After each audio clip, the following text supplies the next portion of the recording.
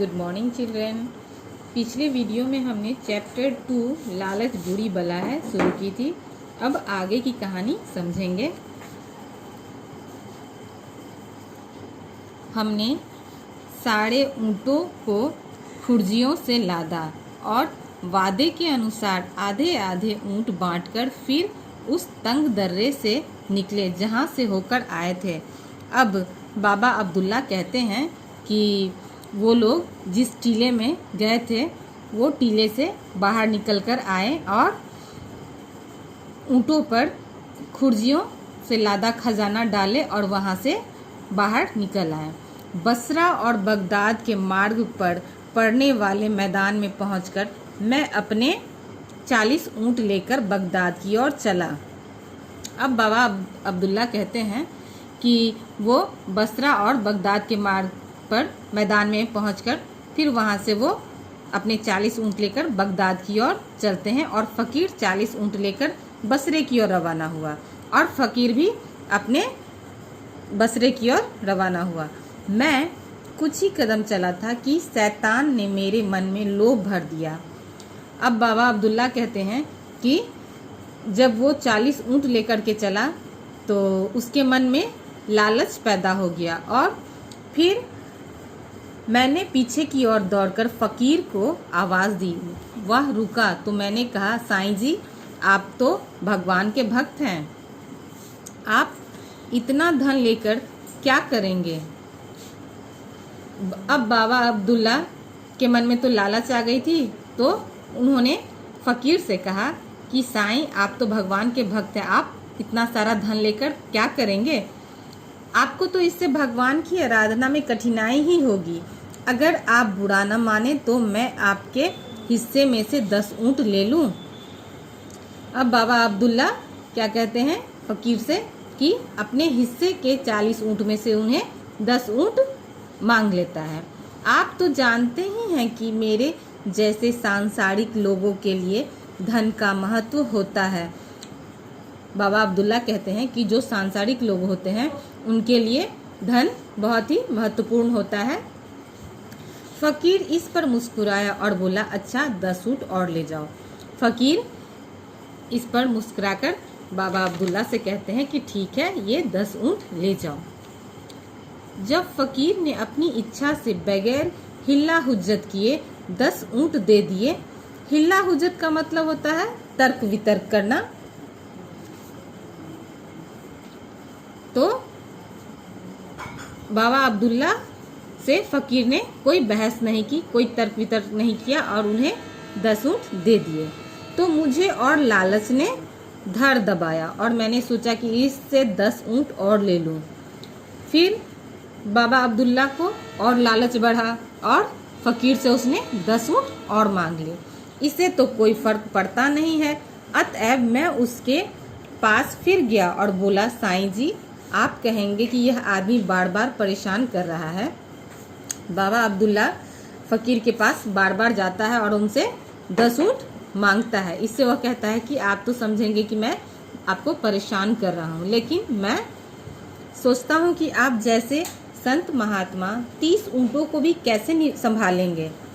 और बाबा अब्दुल्ला कहते हैं कि फ़कीर को तो धन से कोई लोभ लालच नहीं होता है, तो वो 30 ऊँटों को कैसे संभालेंगे। इससे आपकी साधना आराधना में भी विघ्न पड़ेगा। मतलब वो जो पूजा पाठ करेंगे इसमें उनको दिक्कत आएगी धन संभालने में। इनमें से 10 ऊँट मुझे और दे दीजिए। फ़कीर ने फिर मुस्कुरा कर कहा, तुम ठीक कहते हो, मेरे लिए 20 ऊँट ही काफ़ी है, तुम 10 ऊँट और ले लो। फिर बाबा अब्दुल्ला जब उससे 10 ऊँट और मांगते हैं तो फ़कीर गुस्साता नहीं है, मुस्कुराकर कहता है कि ठीक है, ये 10 ऊँट भी तुम ले लो, मेरे लिए 20 ही काफ़ी हैं। 10 ऊँट और लेकर मैं चला, किंतु मुझ पर लालच का भूत बुरी तरह सवार हो गया था। बाबा अब्दुल्ला की जो लालच थी वो चरम सीमा पर थी। वो 10 और करते करते वो सारे ऊँट अपने कब्जे में करना चाहता था। या यह समझो कि वह फ़कीर ही अपनी निगाहों और अपने व्यवहार से मेरे मन में लालच पैदा किए जा रहा था। फकीर ही अपनी निगाहों और अपने व्यवहार से मेरे मन में लालच पैदा किए जा रहा था। मैंने अपने रास्ते से पलटकर पहले जैसी बातें कहकर और 10 ऊँट उससे मांगे। उसने हंसकर यह बात भी स्वीकार कर ली। बाबा अब्दुल्ला बार बार फ़कीर से लालच में आकर ऊँट मांगते गया और फ़कीर उसको ऊँट देते गए और 10 ऊँट अपने पास रखकर 10 ऊँट मुझे दे दिए, किंतु मैं अभागा इतने से भी संतुष्ट न हुआ। अब बाबा अब्दुल्ला कहते हैं कि वो जो भी धन उसको मिला उससे वह संतुष्ट नहीं हुआ, उसमें असंतोष ही रहा और लेने की इच्छा से वह फ़कीर को ऊँट मांगते रहा। मैंने बाकी 10 ऊँटों का विचार अपने मन से निकालना चाहा, किंतु मुझे उनका ध्यान बना रहा।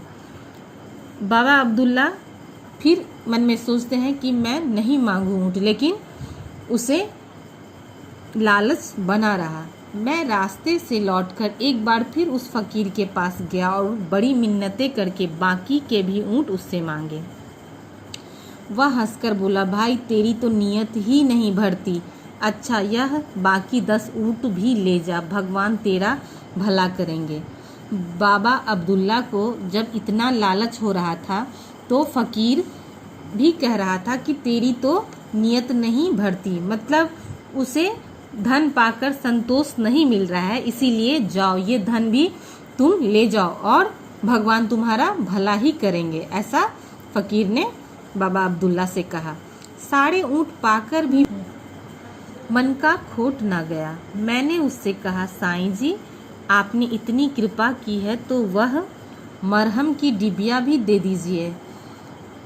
अब बाबा अब्दुल्ला को इतना लालच हो गया कि जो मलहम की डिबिया उन्होंने उस भवन से उठाई थी दूसरे कमरे से, उसे भी वह मांगने लगा।